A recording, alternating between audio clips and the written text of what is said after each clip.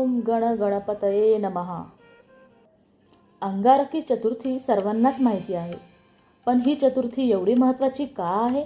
चला तर मग जाणून घेऊया. अंगारक याचा संस्कृतमध्ये अर्थ आहे लाल रंगाचा जळणारा कोळसा.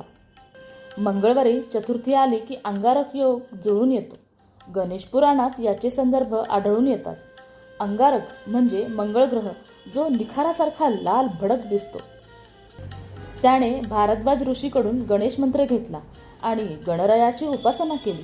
त्याच्या उपासनेवर प्रसन्न होऊन बाप्पाने त्याला आशीर्वाद दिला की माझ्या जन्माची तिथी चतुर्थी होती, म्हणून मंगळवारी येणारी चतुर्थी तुझ्या नावाने अर्थात अंगारकी चतुर्थी म्हणून ओळखली जाईल. अमंगळ समजल्या जाणाऱ्या मंगळ ग्रहाला ज्या वरद विनायकाने पावन केले, त्या विनायकाने आपलाही उद्धार करावा या हेतूने अंगारकी चतुर्थीचे व्रत केले जाते. ओम गण गणपतये नमः.